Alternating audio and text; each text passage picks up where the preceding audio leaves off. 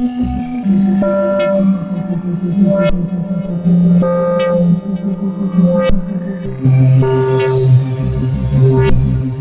and welcome to the NEWSPASTE Podcast with me, your host, Johnny Bedwell. I am here today with Fox Green, and it's a real interesting, it's going to be a real interesting show. Anybody who knows my work and knows what I do knows that I love these subjects that we're going to talk about today, that they've interested me the most. And let's go through a little bit because Fox Green, you can find him at spacecommune.com, which is subtitled Energy and Geopolitics and describes itself as a, quote, seeking an alternative to the degrowth and deindustrialization paradigm being thrust upon us through the Great Reset agenda.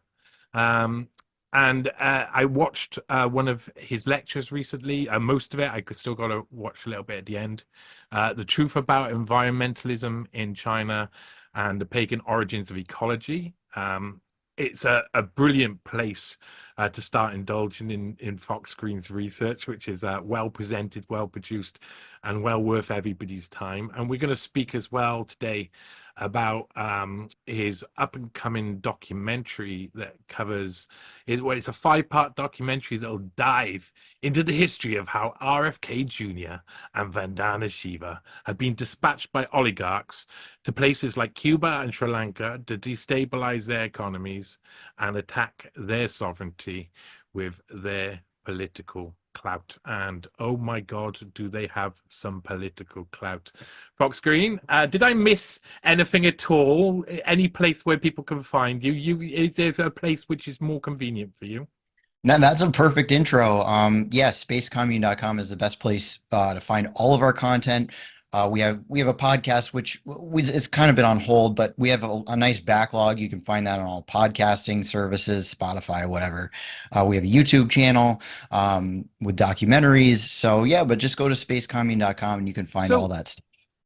spacecommune.com, what is that like? What do you see that as a base for? Because it seems like a really interesting name. And I was trying to work out where you would come into the idea of having that name.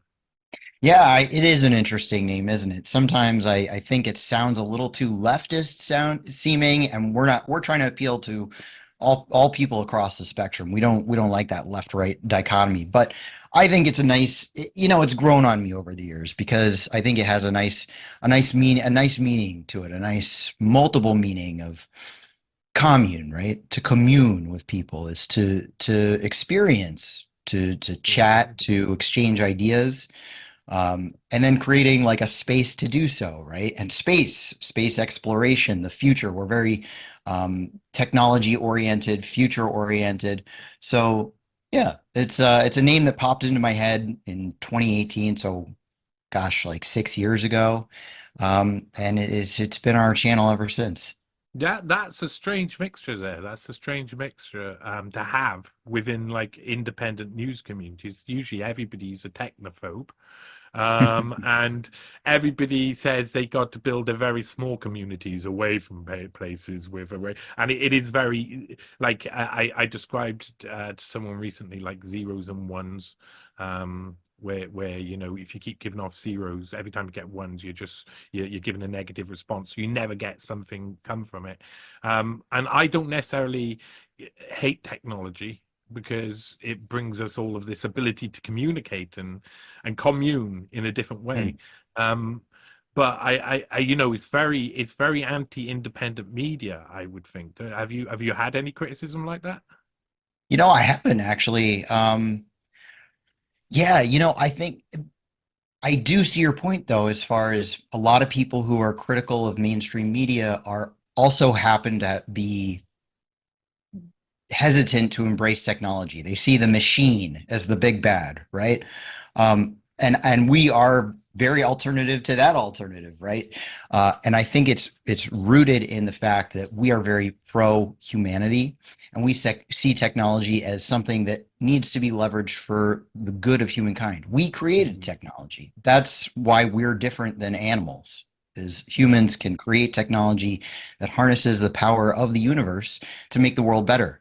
We certainly can do terrible things with it as well, but the trajectory of human civilization and human society has been towards the good, and our lives are so much better because of technology, that we can't throw the baby out with the bathwater. We have to keep embracing technology if we want to create a society where more people are happy, fed, prosperous. Wealth is a good thing, right? And the only way to create more wealth is to get together and use technology in a way that's rational, humanitarian, um, all these good things. I think the oligarchs want us to think that technology is just the evil, right? It's just evil. We need to go back to nature, back to land, live like animals off the land, not overpopulate the world.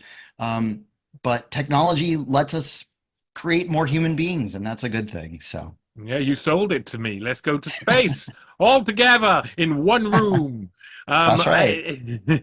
I do. I mean, I'm personally, I'm not criticizing. I love the idea of space commune. It sounds brilliant because I'm a massive fan of the idea of being around people. Being alone is a horrible place.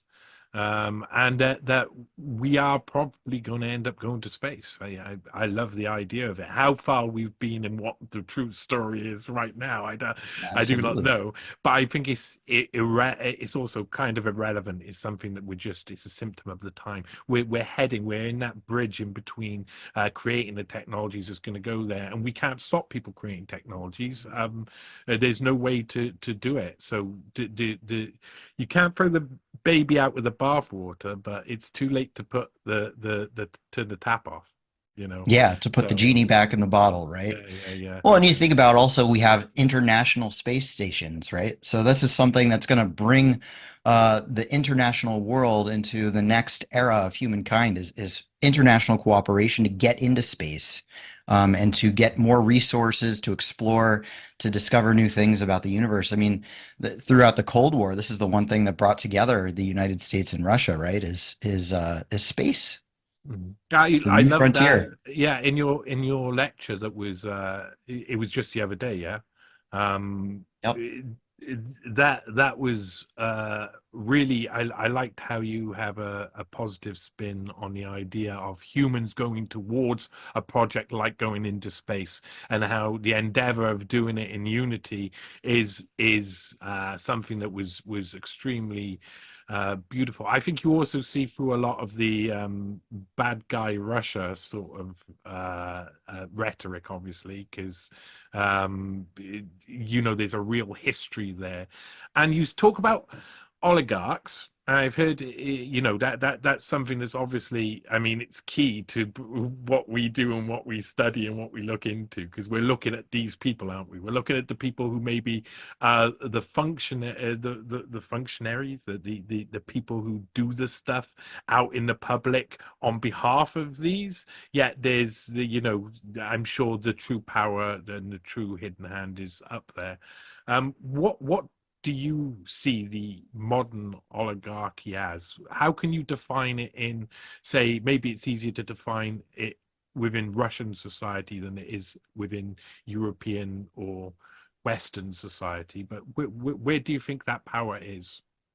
Well, I think it's supranational. It lives above the nation state, right? It's this thing, the one world government, right? This world communism kind of thing, where the Klaus Schwab and the World Economic Forum, these people who think that they can live above the national sovereignty of you know independent nations and say we're a one world government and we're going to micromanage all these ways that human beings have self-organized in a way that makes sense for them and their communities. We know better than them.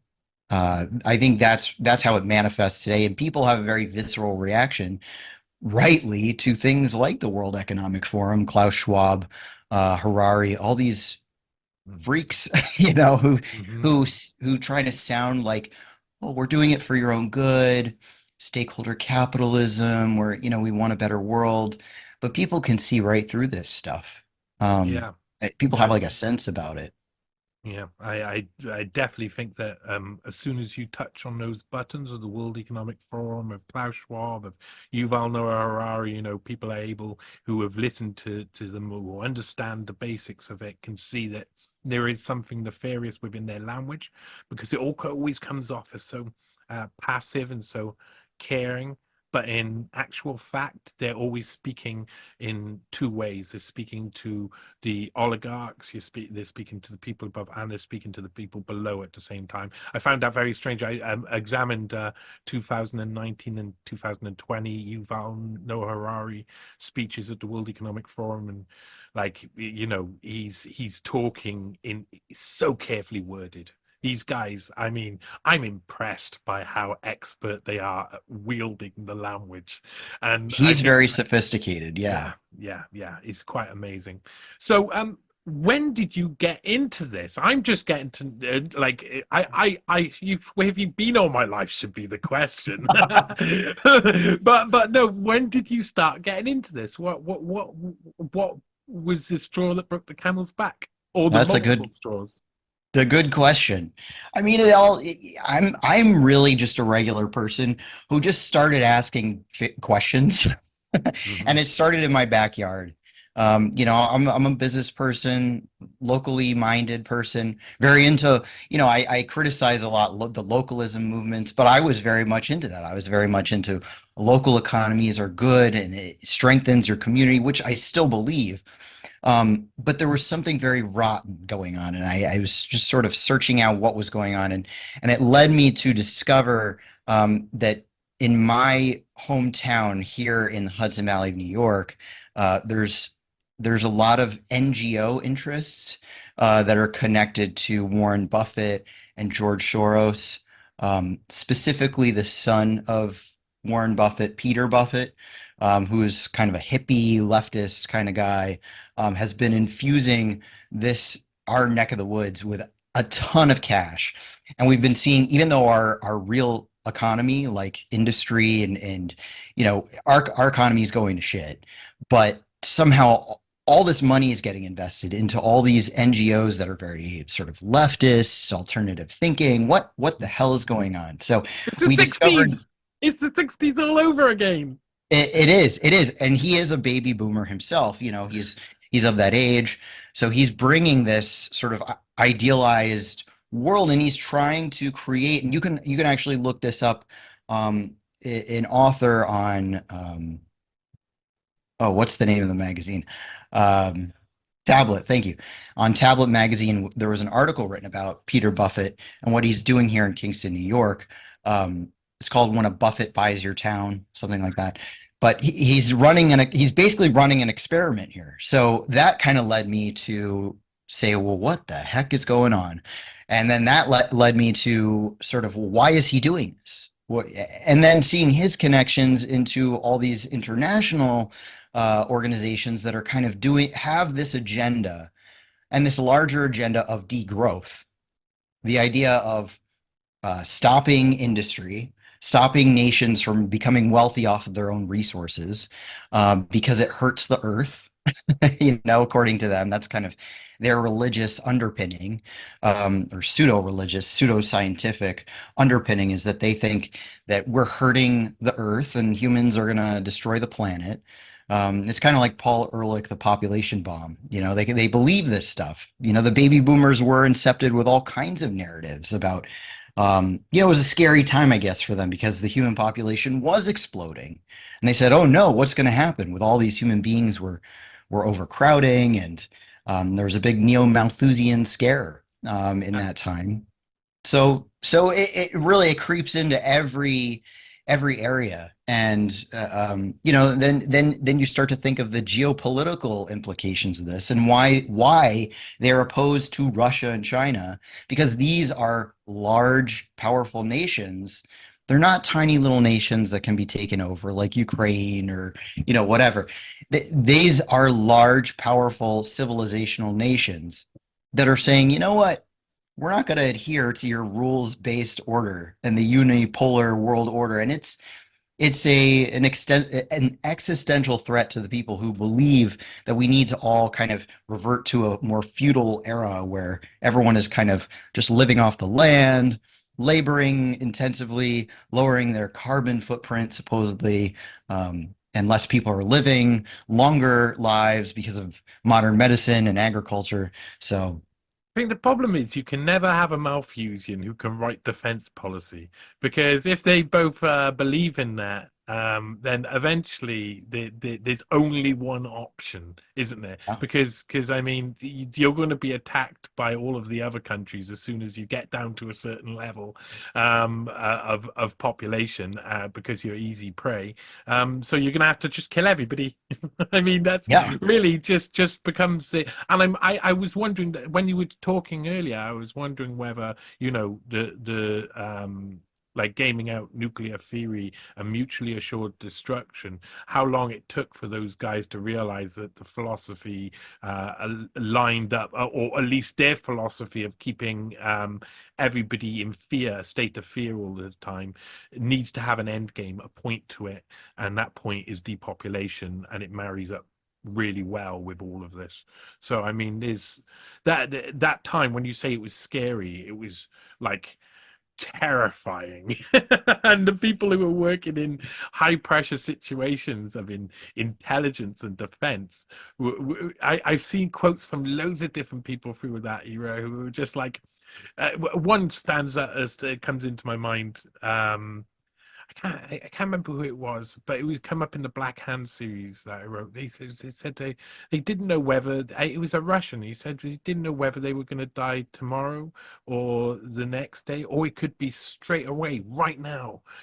That's you have to just live and do all of the craziest things you possibly can while you're around, and that sort of thing can only be deadened by bringing down the population or having everybody on the agenda of that. Now,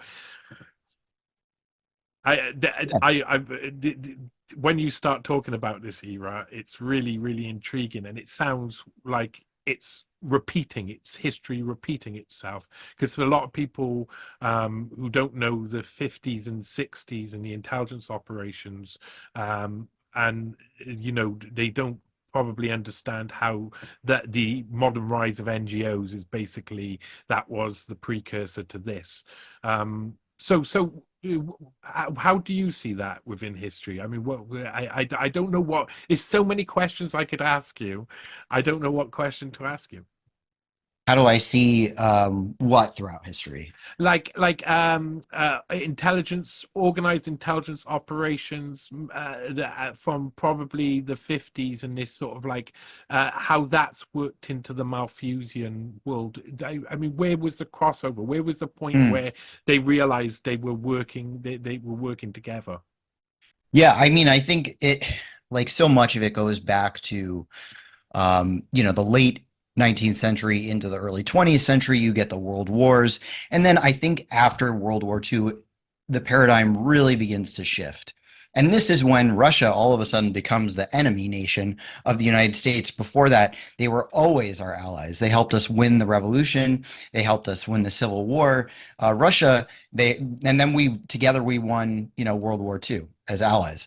Then all of a sudden they became our mortal enemies, and all this effort was put into subverting the opinion of regular Americans. And you talk about how scary it was for people then. We both were talking about, the population and the threat of nuclear war.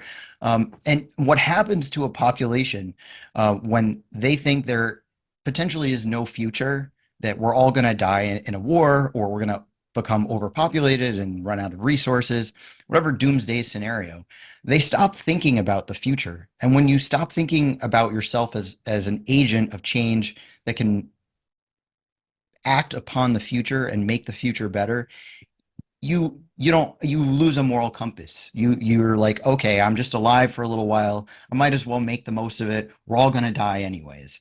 So you get this cultural nihilism that I think you first really start to see in the boomer generation, because they're the ones that started becoming of age after that period of time when you get the Congress for Cultural Freedom projects from the CIA, to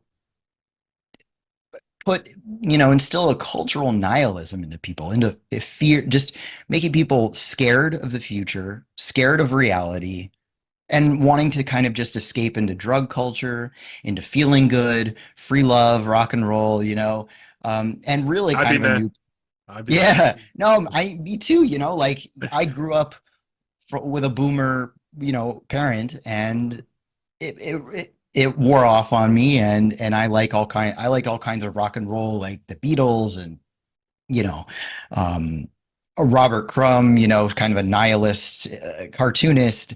Hmm. um and that era, there's some good stuff, there's some fun stuff that comes out. I don't want to be poo-pooing all of it, but we have to understand the historical context of the nihilism it was set on creating, and we have to create sort of a new culture in the West that is future oriented, that respects the past and is future oriented and is not this nihilistic um, culture that says, well, we're just here for a little while. We might as well have as many orgasms as we can before we die, kind of But thing. that nihilistic uh personality disorder that has taken over society is now in charge of the future tech. It seems that Yeah, that's where we are. So that absolutely.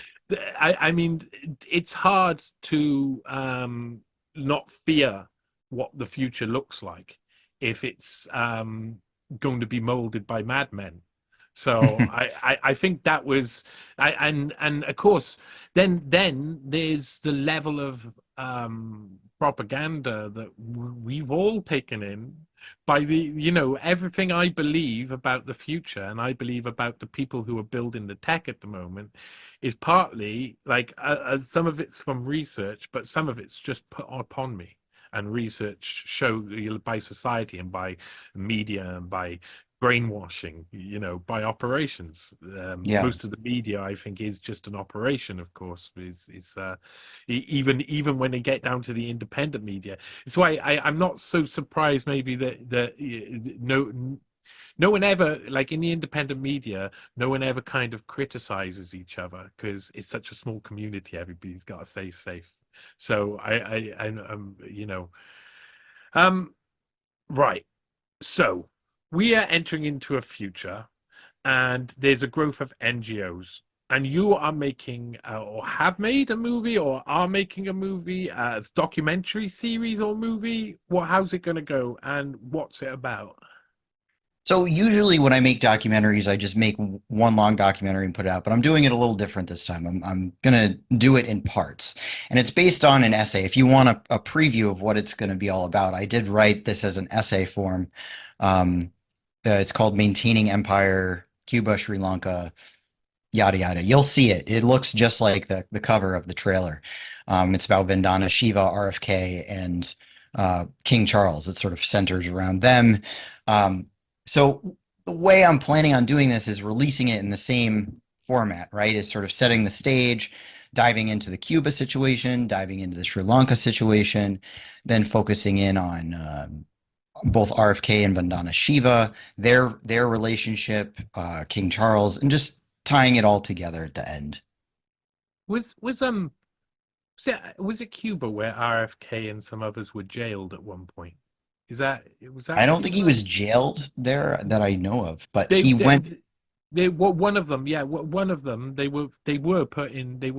Oh, He was really? writing. Yeah, he was writing letters home to his wife, pretending that he loved her. Sorry, it's a terrible thing to say, but that was the period while he was also writing it. I think that was 2001, 2002. I mean, I've been doing some deep research into Kennedy, and a group of them, someone it was one of the big civil rights leaders was with them, and they were doing some sort of protest, and they got locked up. I think it's Cuba, and they got locked up, and they spent a couple of weeks or a week in prison. And he was writing back home, and this was the same time where in his diaries, RFK Jr.'s diaries, he was writing about the 37 women he had cheated on his wife with, and rating Yeah. them by standard of lays, which is something come on. When we were younger, maybe, but still, I think yeah. There's a lot to take in there. What can you tell us about the documentary and your research? What can you tell us that not giving away too much? Well, just to touch on what you said, he's an interesting guy because the minute you start digging into him, you're like, what the heck? The more you dig, the more dirt is there. The guy is just filthy, filthy. It's crazy that he can run for president with such a dirty history. It's like Yeah, and you'd looks think so that'd be a clean. He looks so yeah. clean. Well, you'd think that would be a vulnerability, and you'd think all this alternative media that's celebrating him would look into this stuff, but it is bizarre, right? It's a bizarre contradiction. But Hmm. what I focus on with Kennedy is really like the philosophy that's guiding him, because I think that's the most important, and what he's actually done. Um, and the biggest thing, so before he ran for president, he was on my radar because he one of his largest life accomplishments was shutting down the Indian Point nuclear power plant here in New York State, which was kind of a disaster. It's kind of something that's not as well talked about as it should be, because I mean, so for many reasons, right? The environmental movement says they want to reduce emissions. Well, nuclear energy is emissionless fuel. So why would you shut down your largest portion of emission-free energy?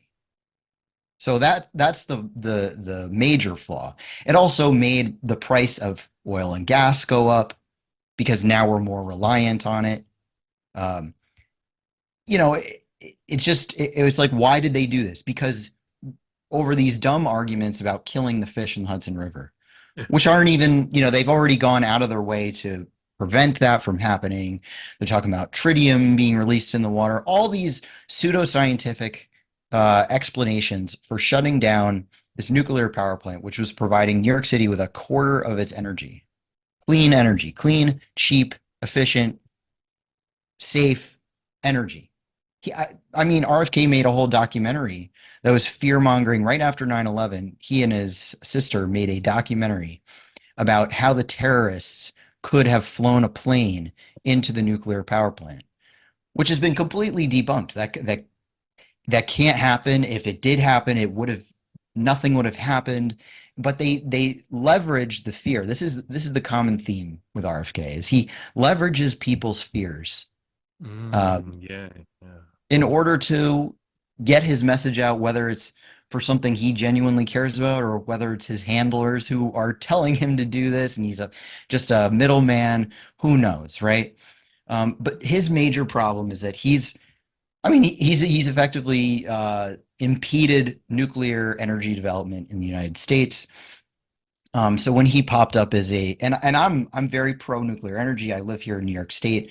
So when he popped up as a candidate, I said, wait a minute, you guys, let's look at this guy's history. But nobody seems to want to look at the history of RFK, his seedy history, let alone what he's actually done. Could you imagine if we had a president who actually wanted to actively shut down energy infrastructure? I mean, I think that that's incredibly dangerous.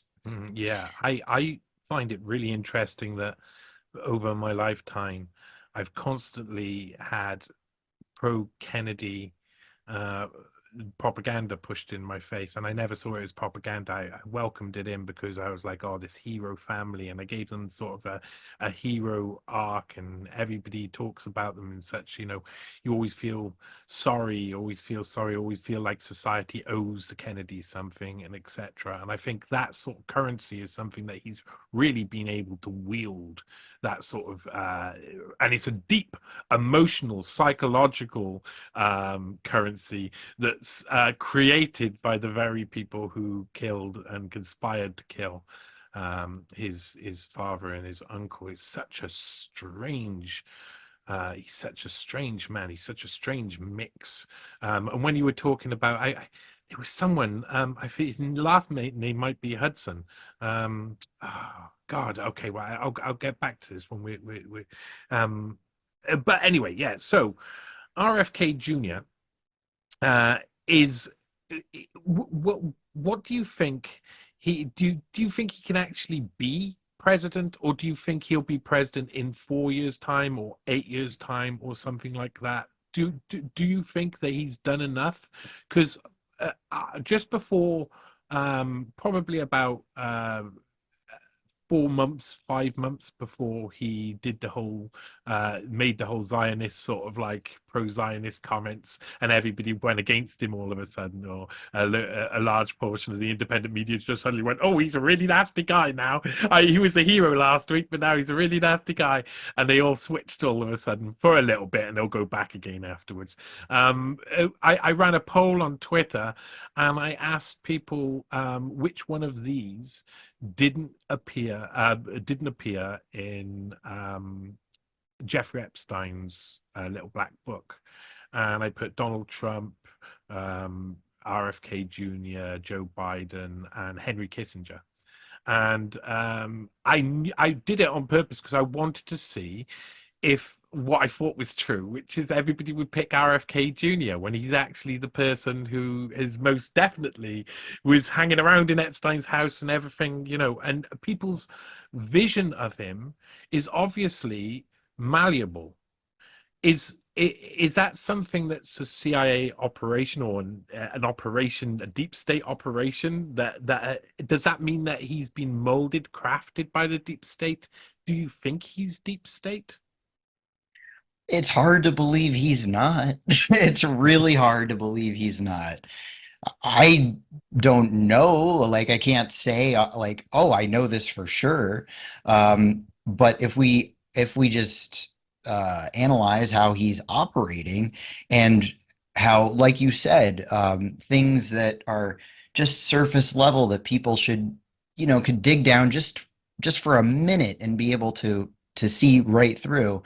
They're already trained. And this is the power of branding and marketing, right? Is that once you get that impression of somebody, you say, he's a good guy, I've decided, you will start to make all kinds of justifications when you hear, oh, he did, yeah, but he did this, this, and this. Okay, well, I've already decided he's a good guy, so I'm going to, just like if your own father, like who you love, did something wrong, you'd say, well, he's still my father, and I love him because I can understand why he did all these things, right? It's sort of this parasocial relationship that people form with these personalities like RFK, Mm, when he's rolled out in a way that is okay, yeah, he's branded as the truth teller, right? His podcasts were called like the Truth News or something.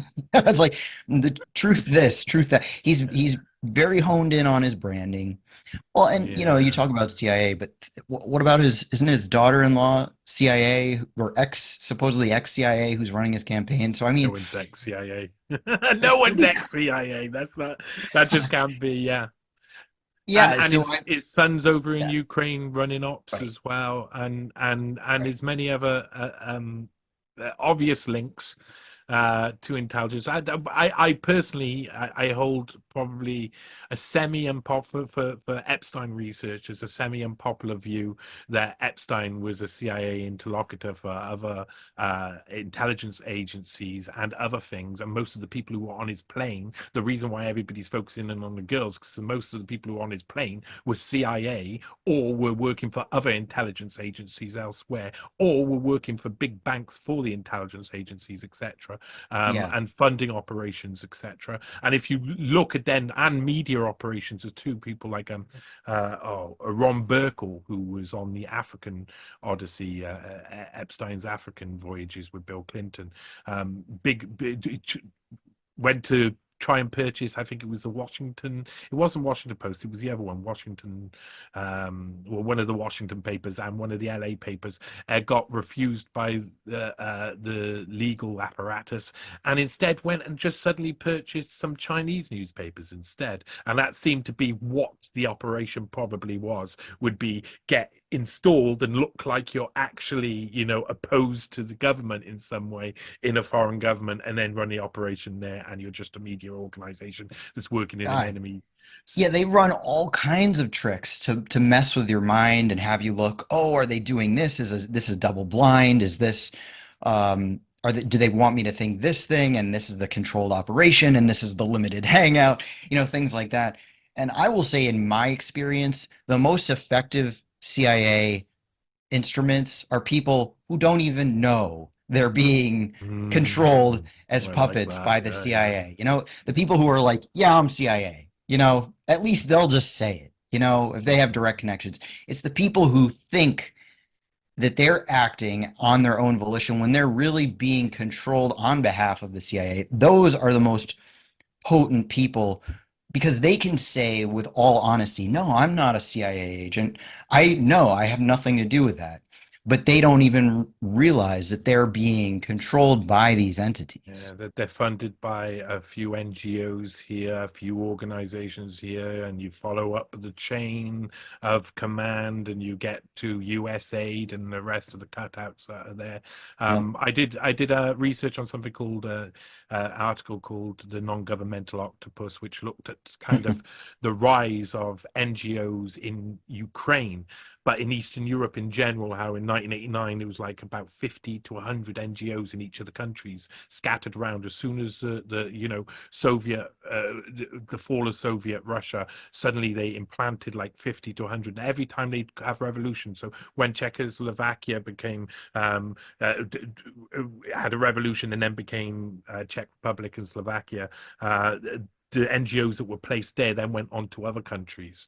And then the next wave had 150 NGOs in each of the countries. And by the time it got to Ukraine in 2004, this is by the German Marshall Fund figures, so their own kind of figures, the figures of the people who are working with people like the Alliance for Security and Democracy, 30,000 NGOs in Ukraine alone to cause the instability that would turn Ukrainians from what were essentially, to most people who lived in the regions, they considered Russians their cousins back before, in the 90s and before. There was obvious strife in the past, and they've obviously had history, but most Ukrainians and most Russians I spoke to, who aren't captured by this sort of non-governmental octopus, will accept that basically the same people live next door to each other for years and years, and then got turned upon each other in a way that was visceral, and it's led to what, a Kissinger style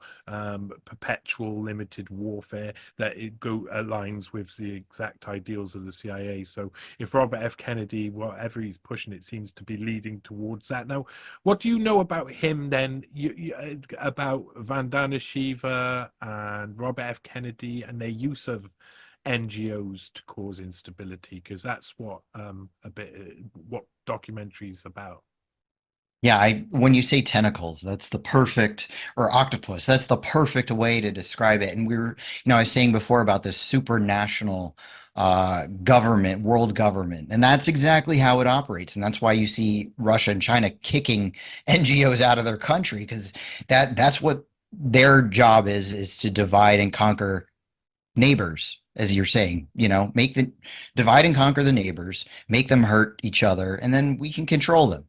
But a lot of people don't talk about the fact that Kennedy actually runs an international NGO, or he founded this international NGO called Waterkeeper.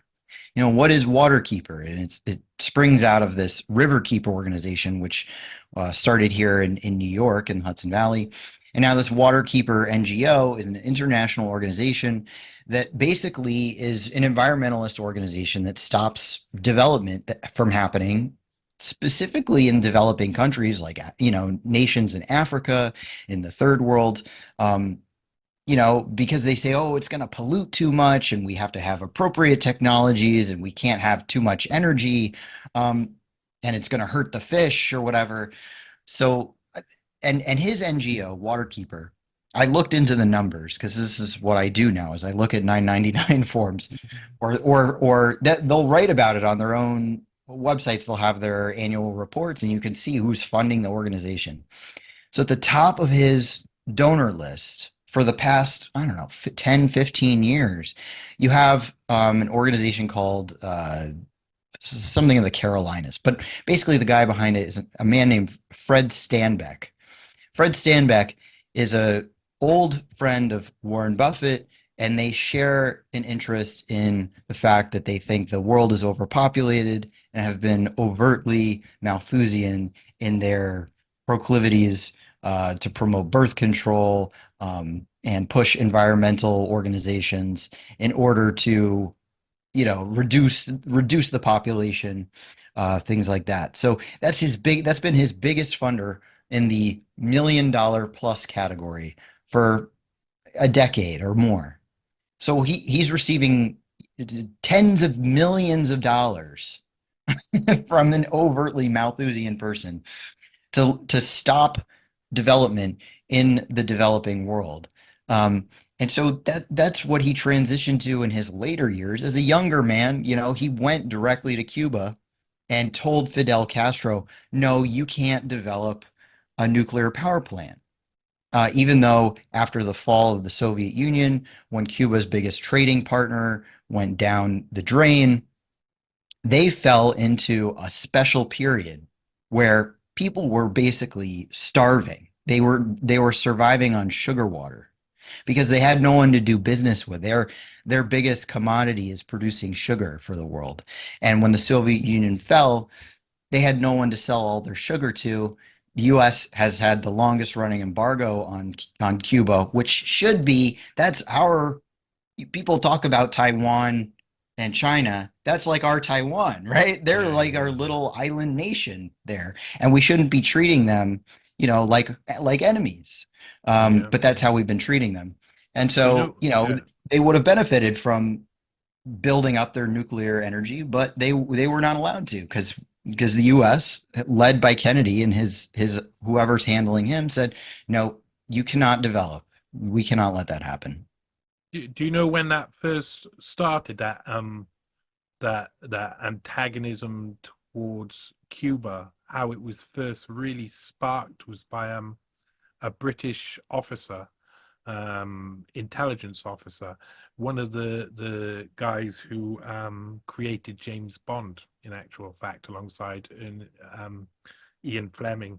Um, oh God, don't his name, why is his name escaping me all of a sudden? I've written about him and everything. It's one of those moments, it'll come back to me. But anyway, he basically came up with this very interesting plan. He needed about between they had the British services, the BSE or what, or something along those lines, that was based in New York and was an intelligence service throughout the war, and had been trying to manipulate American actions to be beneficial to what the British wanted to do on the continent.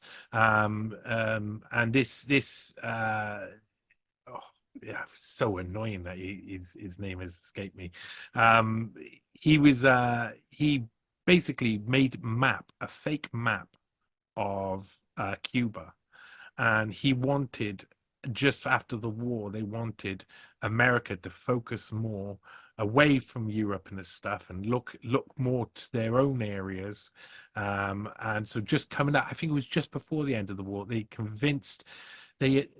went through this plan. They took a Welshman, a dead Welshman. I'm a Welshman too. They took a dead Welshman from the war. They dressed him up as some sort of commanding officer or something.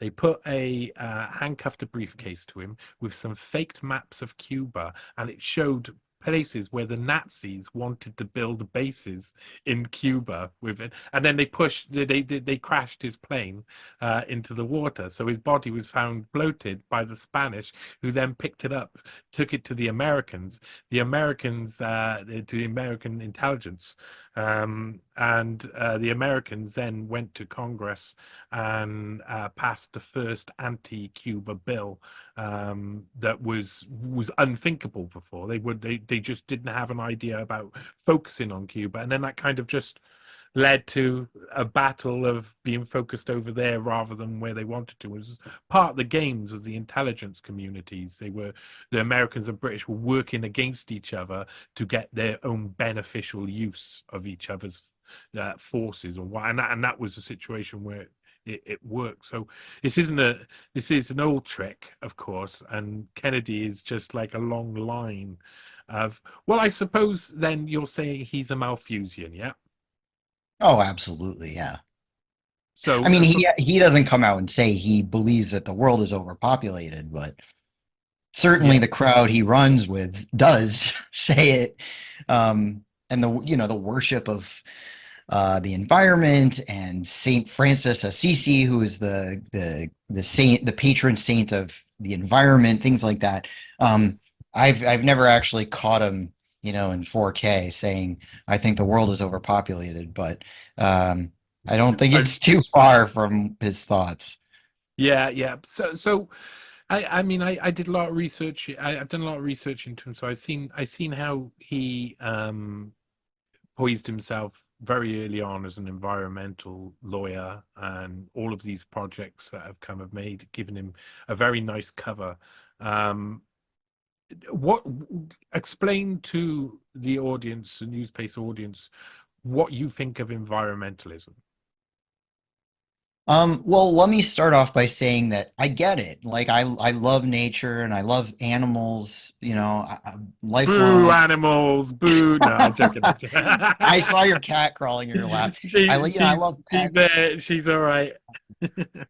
Yeah, I mean, I love animals. I love the environment. I live in an area where I go hiking all the time. It's great. I love the environment. I don't think we should just pollute for the sake of polluting, but that's kind of the grift of the environmentalism is to incept into people an axiom that human beings are at odds with nature and that we can't live in symbiosis, or the only way that we can do so is to resist our urge to be human, what to do what makes us human beings and different than the animal kingdom, right? We are inherently different than the animal kingdom. We are able to do things with this physical material universe that animals cannot do. Animals cannot surpass their limits to growth. If they reach a certain level of population, they outstrip their resources, some of them die off, right? We don't abide by those rules. We can make creative discoveries that help us move past our supposed natural limits to growth. So environmentalism, when I talk about it, is and in a negative way.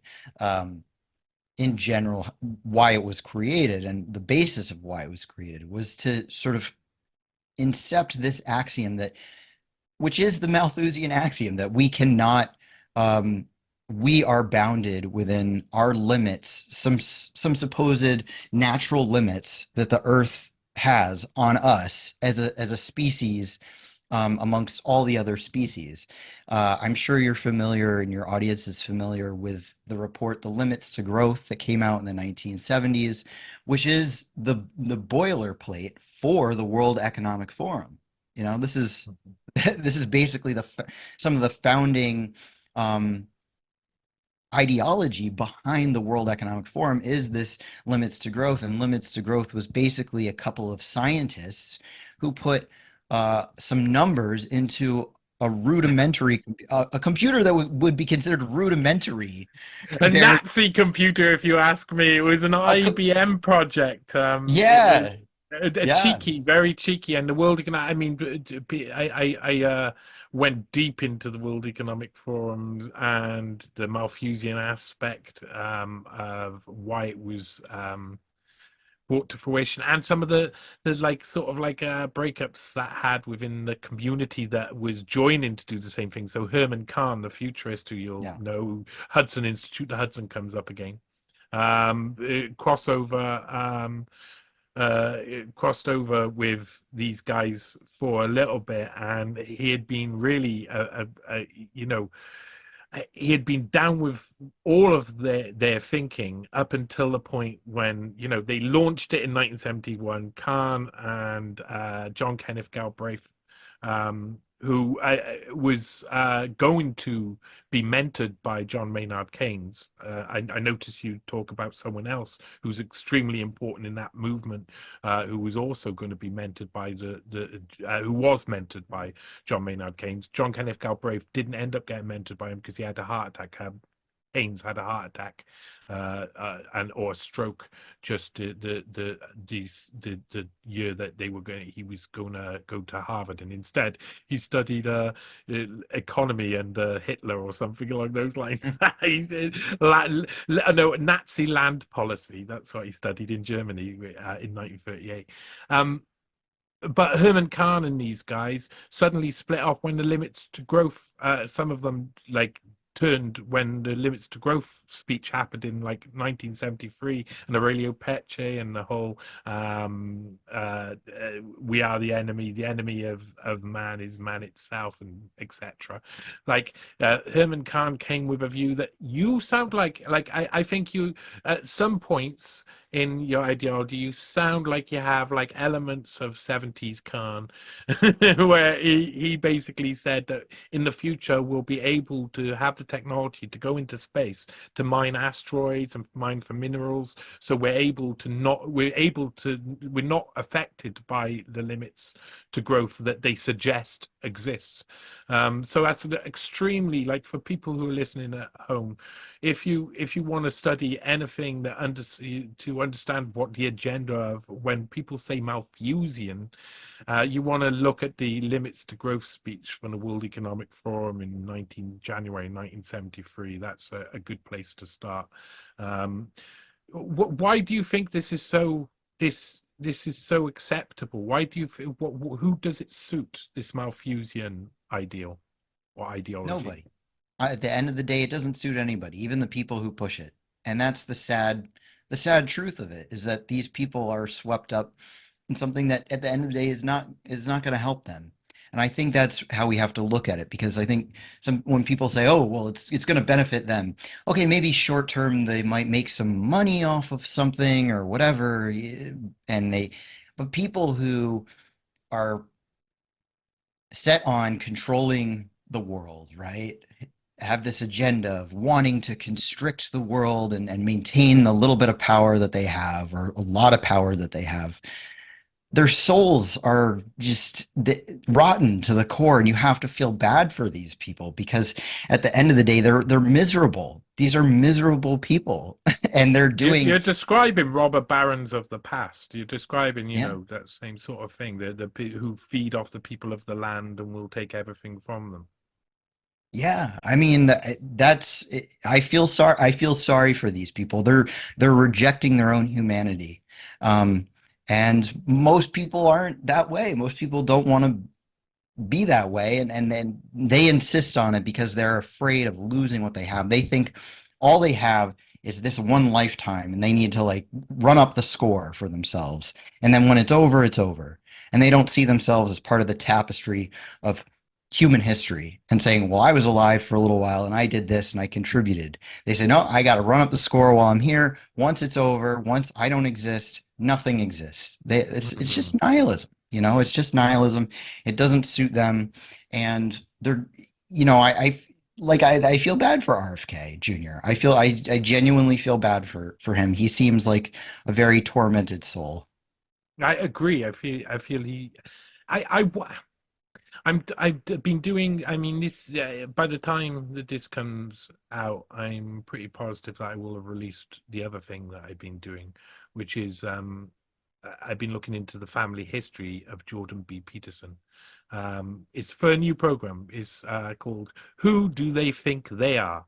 And it goes through the genetics of the rich, powerful, and the influencers of the world, the ones who seem to be put on the big stage, and go back literally. Literally, I've gone back 1,000 direct ancestors, over 1,000 direct ancestors, so about 2,500 ancestors in general, but direct ones 1,000. Gone back to 170 AD, would you believe? Wow. Because yeah, unfortunately, it links up in two different ways to the Norman dynasty that would be married into the Viking families. So Rollo, who was one of the first dukes of Normandy, is related to him Hmm. directly. So it means that basically he's also directly related to one of the Dukes of Normandy who married a woman called Papia, I think her name is Papia Beaufort, and she was originally Svensson, and her great granddad was Ragnar Lodbrok, King Ragnar. So that means that's direct ancestors, and I feel that a lot of these people know their ancestry really well. And what I try and explain, and the reason why I'm doing this series is for something we're speaking about here. And I think the malevolence within these like high up families that comes out is because of their feeling of lack of control. Now there's so many people on earth and there's so many different heirs to their fortune. So they all know their family lineage. All of the people in the know and who care and matter know their family lineage. We don't know their family lineage, so we don't see that. We don't see how that works. But my thought is, if that is true, if that's logically true, then I should be able to pick these people, go back through history, and discover that they're related to every single king and queen in England, from the Tudors and before, like Jordan B. Peterson is. He's directly related to King Henry VIII, to Edward the Second, Edward, for all the Plantagenets by two different lines. And you can see that there's back then they had a lot more chance of getting into their point of power where they ran the show, and now they don't have that. So these rich families have had so many, like in the 1500s they were having 10 kids, and then they would have 10 kids, and then they would have 10 kids, and by the time it gets down to now, their lines are completely and utterly overpopulated. And maybe this is a projection of their own want to have their dynastical time back, and their limits are then they can be the robber barons of the past, but in the technological era with all of the benefits that that means. And even in the past, the technology was, if you've got a better sword, an army, and a load of pikes and armor, then your little village ain't going to do very well, and you're going to get put down if you quarrel. Yeah, that's something that when we talk here, that really I think there might be that there's so many loose aristocrats now. I think that that theory makes a lot of sense. I think you're really onto something there. There's so much projection that happens, right? That just that lines up very neatly. And I think you're right. That's why they're obsessed with bloodlines and lineage and race and genetics and family trees and overpopulation. Now that lines up quite a bit. And that's something that for my own personal history, I can kind of attest to that, sensing that vibe from the very beginning because I happened to grow up in a very weird place. I didn't grow up wealthy, but I grew up in an extremely wealthy and affluent area of the world. It was a suburb just outside of New York City, like 40 minutes outside of New York City in Connecticut. Ultra, ultra wealthy area. And I could just sense among those classmates, there's a code, and they're connected and they're watching each other's back, and they all end up in high places together.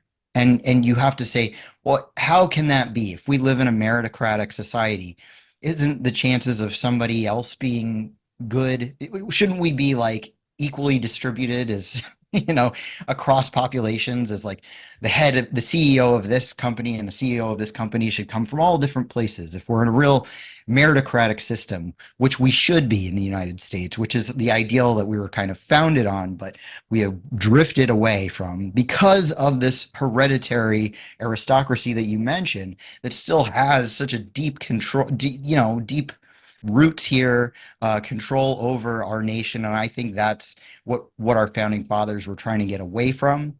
But they didn't finish the job. You can't finish that job in one lifetime, in many lifetimes. And I think what we see from sort of, that dates back to like the British oligarchy and even further back to Venetian. You get all these families, these bloodlines. And what we see is that I think that is the reason why we had this cultural infiltration in that part of sort of the after World War II that I was talking about, where they said, no, you can't be brothers with the Russians. You can't be brothers with the Chinese. You have to have no culture. We have to destroy all American culture, all Western culture, all goodness that comes out of Western culture, because people like to say Western culture is just evil inherently. And I don't think that's true. I think there's goodness that has come out of Western culture, and they want to strangle it. They want to say, you have no culture, you have no past, you have no future. Enjoy yourself, play some video games, do some drugs, sex, drugs, rock and roll, and then you die, and that's it. And that's how they keep us in a mental prison. You know, people talk about materially limiting people's resources. Absolutely, that's a way to control people. But when you're in a first world country, when you're in a developed world, how else do they control you is through your mind. And that's way more powerful than if you just like we were talking about the CIA, the CIA operatives who don't even know they're CIA operatives are the most potent ones. Well, when you don't even realize your mind is in a cage, you're in a prison of your own making that you don't they don't even have to keep you captive in it. You're willingly captive on your own. And that's why I think there's so much investment into this fake alternative media now is to keep people from escaping that mental prison. Because it seems like people want to get out. I think people want to get out of that mental prison. They see the desire for it because they see how their program is failing. And people in the West are saying, this sucks. I got to find a way out. And then they hop on the alternative media news networks. And those people say, okay, yeah, you're right. You're right. You're right. But stay in this cage, stay in this mental prison. You can't escape. There's no way out. Most of the I hate to cause a war, but most of the hosts will like literally go gooey for the people who oppress them if they get to speak to them. And I can kind of understand, it's really often it's short take media is what we're presented with, so we don't get opportunities. I was on doing the Epstein files at the beginning of the year. I was in this big X space, massive, loads of people watching or listening, sorry. And there was Alex Jones in one of them and Rudy Giuliani, and I got to ask him some questions, but they weren't well with Giuliani. It was definitely the exact question I wanted to ask him. But with Alex Jones, I mean, you can't even ask someone like that a question because you get gobbledygook. I found I had to ask him certain things that stopped him from and prevented him being able to talk gobbledygook. So like the history of how the FBI, CIA, and the Justice Department are kind of intertwined and etc. And then you get some really coherent answers, which make you realize that the gobbledygook is just gobbledygook. That it's purposely done. That Yeah. if he's able to coherently project across something that's accurate, then why can't he do it over here as well? Just starts talking about powdered up babies all of a sudden. And it suits a narrative that then is like it's like a drug. It's like an heroin in the arm of oh yes, I'm proved right again by the people who are watching, the audience who are Yeah. watching. And most of the indie media are completely and utterly, they will go quiet when they need to be loud. It's and they will if you're not speaking their line, they will avoid you at all costs because you're not going to bring any money because that's the same incentive that the mainstream media. And I understand it because I got zero money.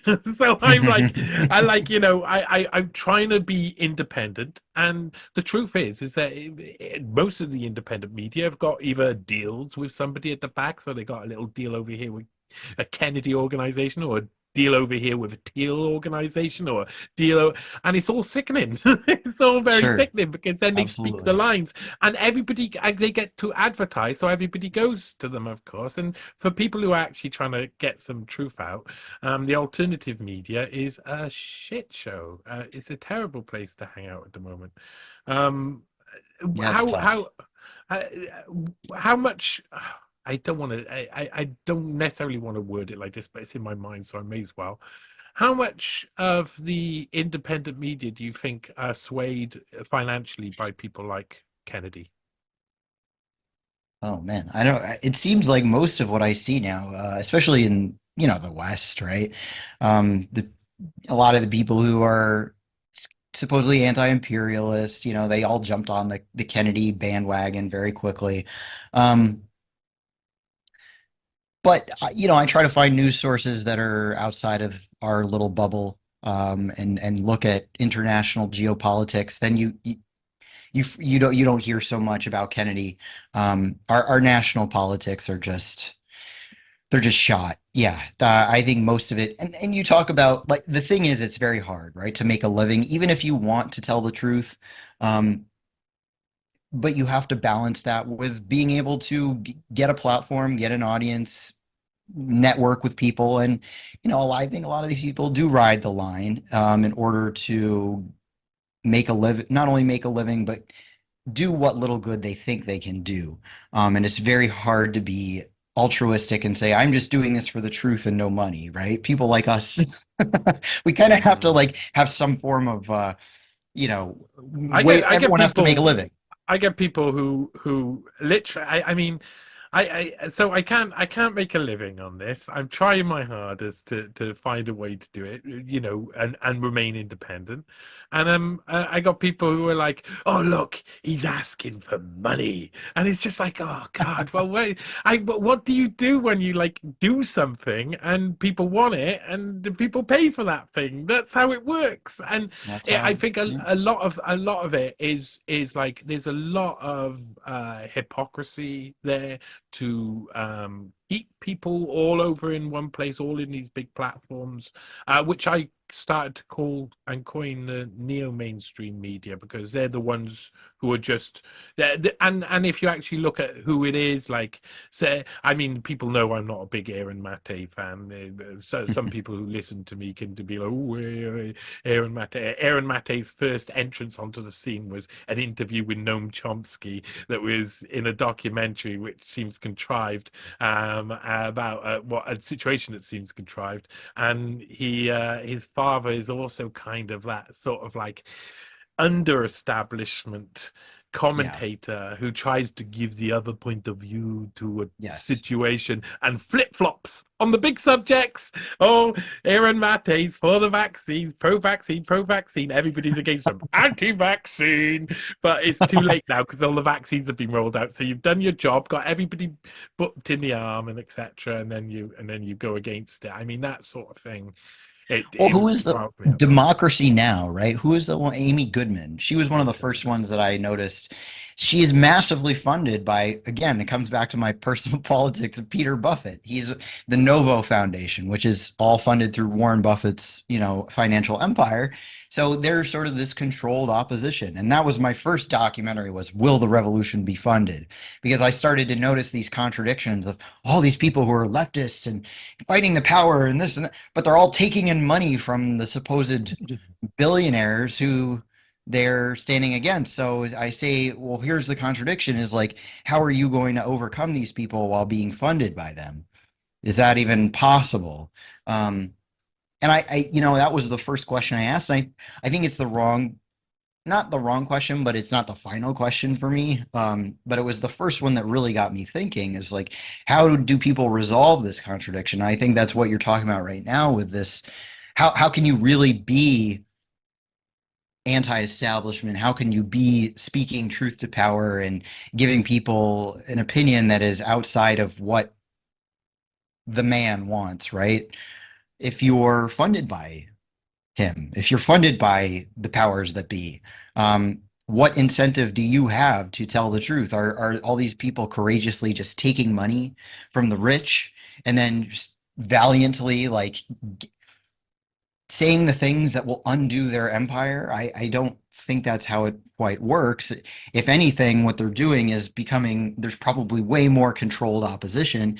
And then the little bit of truth that does sneak through either gets silenced in a way that they can't. So I see all these people who say, oh, I'm getting banned, I'm getting demonetized, this and that. Okay, well, I've never even gotten big enough to say that in the first place. So Yeah, I yeah, think yeah. there's a certain amount of strangling things in the cradle before they can even get that big. And then once you get like so Russell Brand, right? When that whole thing happened where he got censored, I was like, Russell Brand is like one of the most obvious controlled oppositions out there. Hmm. If anything, this is a giant publicity stunt to add to his supposed credibility with the public is that he's getting censored. You can't listen. Yeah. Uh, They don't want you to know what he has to say. And then all of a and sudden he becomes a trusted source.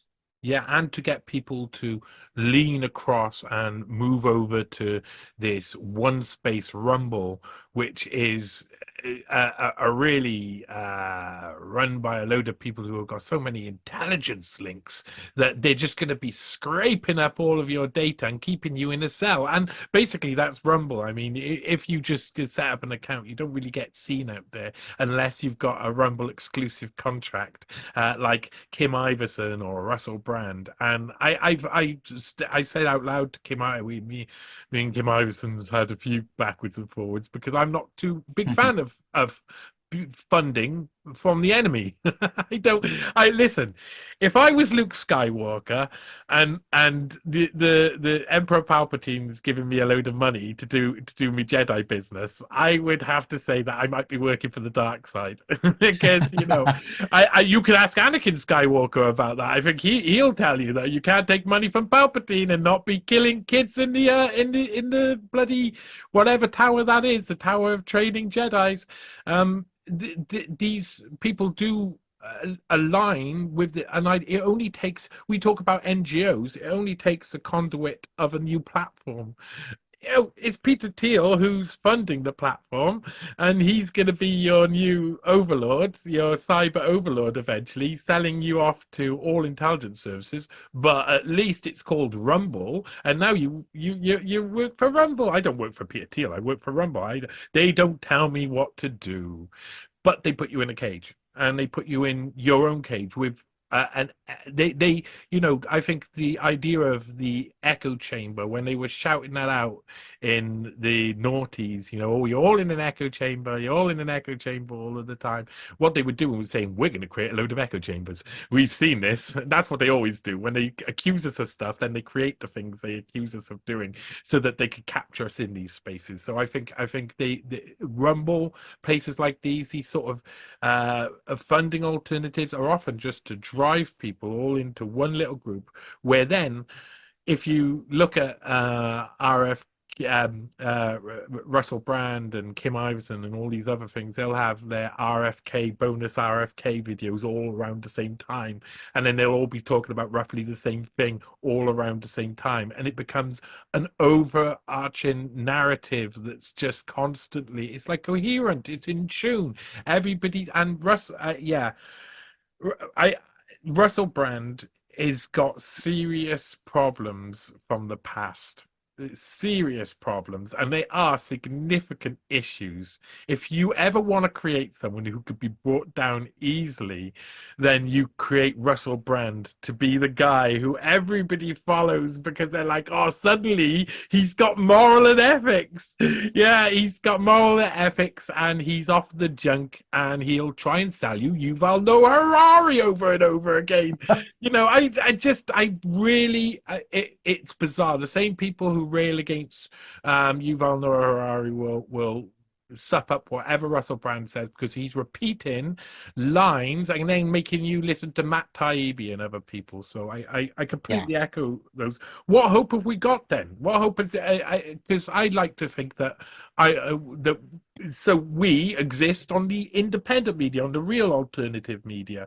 What hope have we got? How much? Because I don't, we both obviously get limited. Yeah, I think the only hope, and I was at this point where I was kind of hopeless a few years ago, but then I learned about what is happening in the rest of the world, and these. That's why I'm such a fan of what Russia and China are doing because they're creating a different alternative to what our failing alternative. I'm so happy that there are places in the world that are saying that are because in our bubble here, we think that we're the whole world. We're told from the beginning we're the best. We dictate what happens to the rest of the world, and that's changing. And it's a weird thing that that's changing in our lifetimes, but it's a good thing. And sure, where power is concentrated, things can go wrong. I'm not saying that they're perfect angels, but they're creating an alternative where there's an off ramp for what the destructive path that we're going down. And it's gonna suck, but we're gonna persevere. And it's what we're talking about now with these influencers and these alternative media. What they do is they offer people, it is like a drug for a way for people to stop thinking. Oh, I don't, this is going to be a hard time for people. I don't want to think about it. So I'm just going to subscribe to all my favorite people who talk about all the problems and then leave me feeling worse than before, but I'm addicted to that feeling and I just like knowing.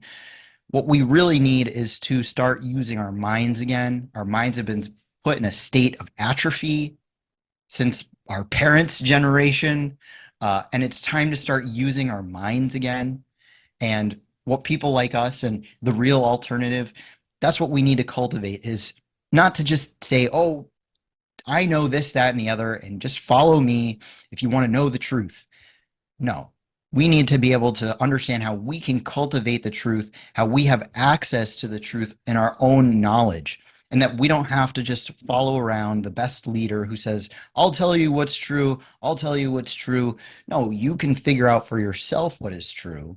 That consuming media can become an addictive drug, and that you need to not just consume media, but you need to start thinking on your own. You need to do some research. You need to look into history. You need to become an active human being within the fabric of your lifetime, because your lifetime, everything that happened before you led up to your life now, and everything that happens after you're gone will be because of the actions or inactions you're taking now. So, in order to do actions that are actually going to be effective in the right direction and not just be a useful puppet for the CIA and all these nefarious people who want to take people who are ready to snap into action and reroute them in a destructive mode, you have to learn, okay, well, how does the system operate? And I think the cheat code for me is saying, well, we need to rebuild our economy. We need industry. We need to fight this degrowth monster. To move in the right direction, we need to start building an economy again where we're growing, we're increasing our energy inputs. They're all saying we need to reduce our footprint, we need to use less energy, we need to do more with less. No, more is good. We need to build more, we need to produce more. So that's a good guidepost, I think, for navigating what is a good direction to go in. Human beings need more energy, we need more food, we need more everything, right? And we need to Mm-hmm. build relationships with other countries based off of mutual cooperation, based off of trade, based off of win-win cooperation, these ideas of, okay, if we're trade partners and I'm trading my rice for your sugar or whatever, we have no incentive to blow each other up. You know, Mm-hmm.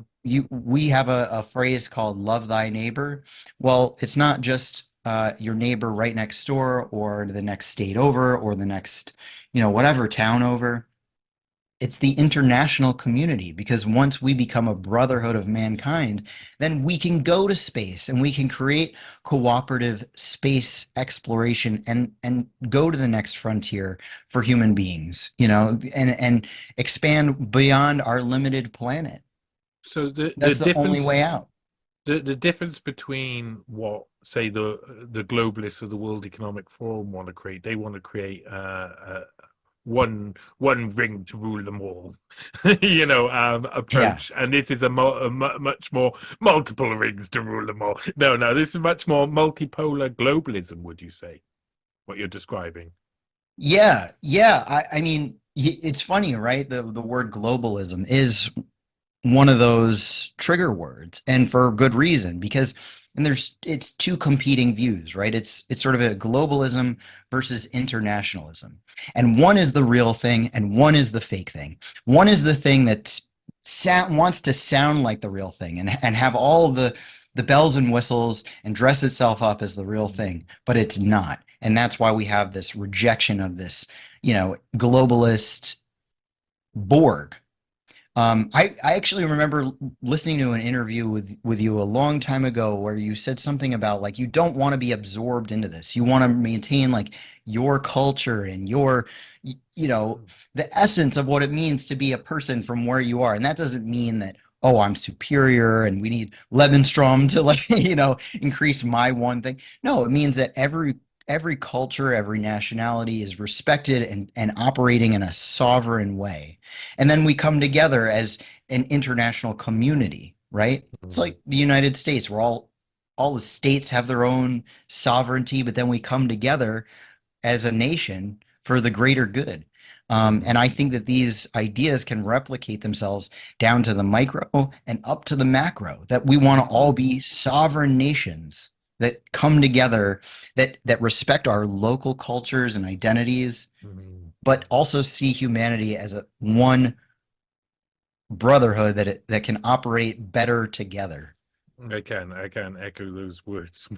I want to see um, every single sort of local tribal culture flourish in the UK, and at the moment they're being homogenized. When you were talking earlier about, you know, this is what they want to do. They want to create us all into one big gray color, which is Yeah. manageable, and it's kind of like the drab endings of the Soviet era too, because they had all when you were in your lecture the other day, you were saying, you know, you're a graphic designer, and some of the graphic design is amazing during the Soviet era, and it's just astounding.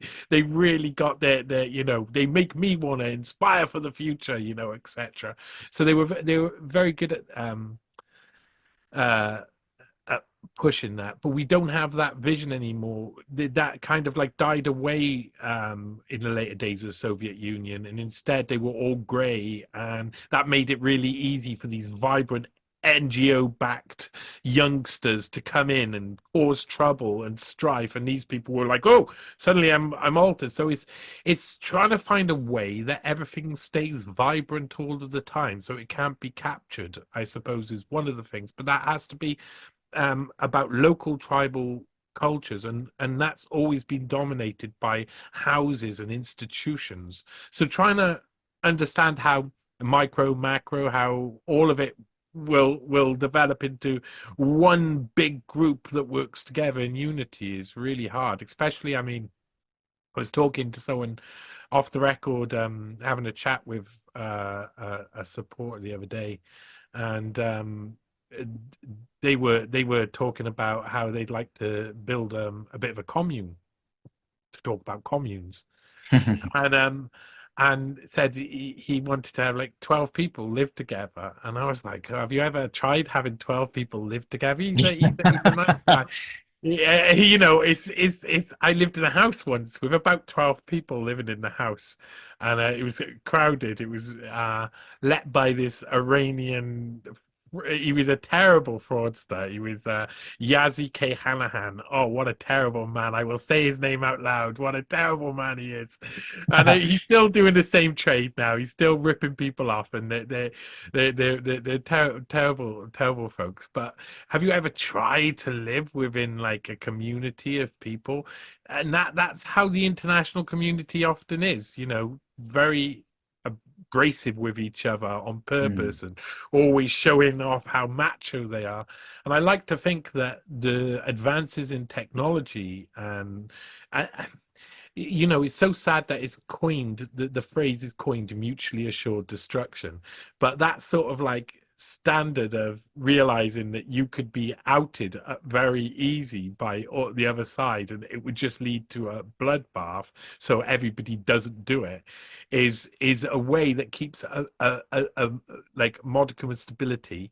But at the end of the day, we've really got to reach further than that. We've really got to yeah. be friendly with each other, and it's all of the well, I think you could only describe them as bastards of and the political systems which are bastardized, like royal systems that have been enforced upon us, really, and dressed up as democracy and things like this. None of this is beneficial to us. It all leads us to the cages that we talk about, Yeah. and how to have that vibrance, how to have that positivity. How can you tell me, Fox, please? How can we have that? Right. So we don't want just centralization, all centralization that's drab and gray and, but there are benefits to centralization, like a centralized power grid that everyone benefits from, right? We don't want total decentralization where everyone is in tribes and we live in huts again and but we still want people to have like rich local tapestries of community and culture and things like that, and that differentiation adds to the vibrancy and the interest of life. So yeah, it's about balancing these entities of centralization and decentralization, but the element that always has to be there in any endeavor, in any human endeavor, has to have a conception of humanity that is positive, that is future looking, that does not see human beings as critters on the planet that are destroying it, that are eating too much and are becoming overpopulated. And we can't let that oligarch hereditary aristocracy mindset infect our thinking. And I think we naturally don't think that way. We're all like human being, most of us, we're just good. We're good and we're born with this goodness. And it's only when this mind virus infects our brains that we start to doubt what we know is good and right deep in our hearts. And I think that's the beauty of humanity, and that's why I don't lose faith even in these really dark times that we're going through. Is it because I know that about myself, and I know that when I talk to other people, you say you love to talk to other people. I do too, because I see it in other people, and all these like superficial differences melt away, and we know that we can actually achieve this, but it is hard. Is hard to shake that mind virus. Absolutely. I've loved having this conversation. I hope we get to have loads of conversations again. Same um here. can you tell people again the best places to find you and support your work? Yeah, please go to my website, spacecommune.com. We have a Substack as well. We have YouTube, podcasts, all the multimedia. Just look for Space Commune. Awesome. Excellent. Well, thanks for joining me, man. Really, really hope we'll do this again and again. Yeah, same here. Yeah, that's great.